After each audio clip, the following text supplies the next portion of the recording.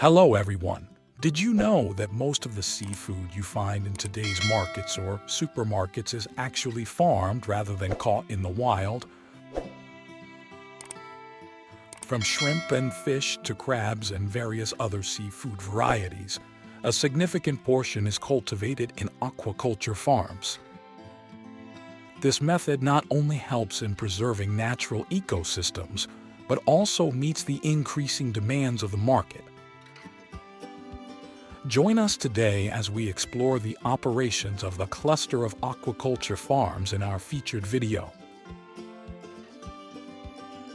Various models are utilized in group farming.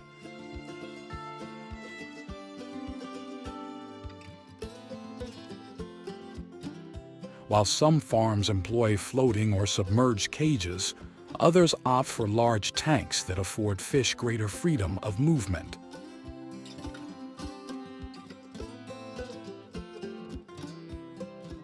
The prevailing trend in group farming leans towards outdoor sea farms.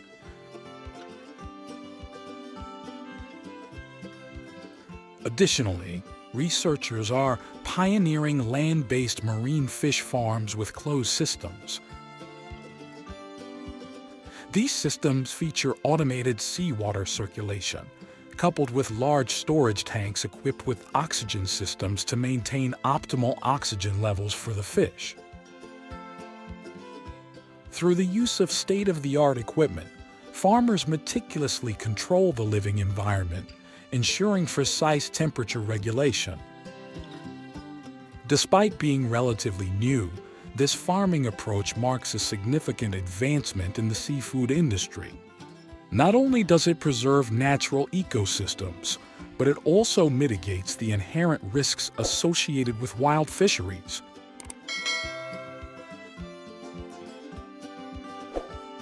In a future where human dependency on natural resources dwindles, grouper farms predominantly nourish their fish with what is commonly referred to as trash fish. These include termites, anchovies, herring, and catfish. To maintain the health and well-being of the farmed fish, it's imperative that these trash fish are fresh.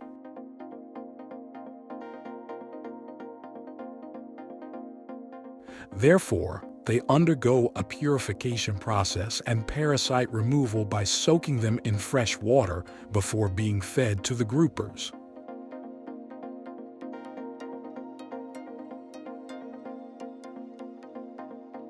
Moreover, farms frequently resort to preserving trash fish by freezing them.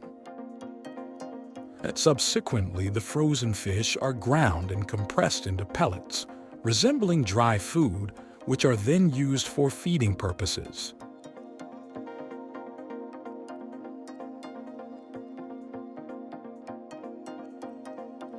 Grouper are typically fed twice daily, once in the morning and again in the afternoon, with bait dispersed slowly to ensure easy consumption by the fish. The quantity of feed administered is tailored to the weight of the fish, with smaller specimens receiving around 10% of their body weight, while larger ones are provided with 3 to 5%.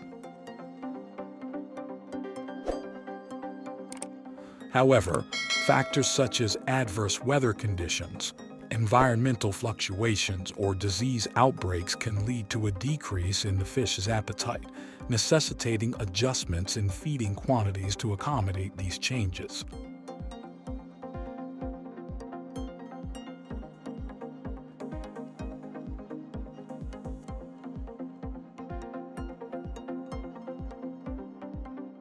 The harvesting process typically takes place after 9 to 10 months of rearing, varying slightly depending on the specific species being cultivated.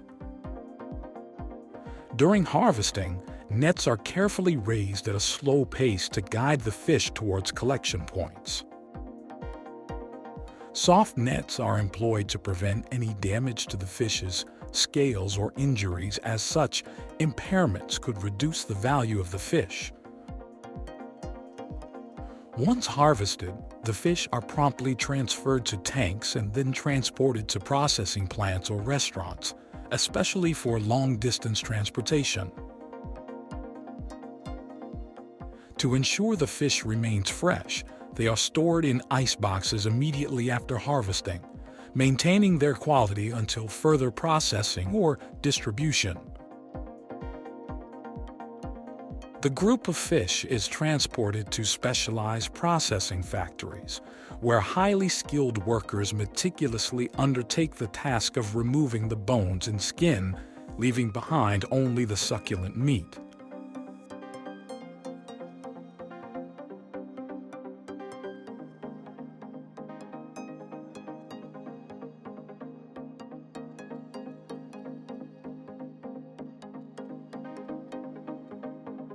Following this, the meat undergoes a thorough cleansing process in a jacuzzi, ensuring its cleanliness and freshness before advancing to the packaging stage.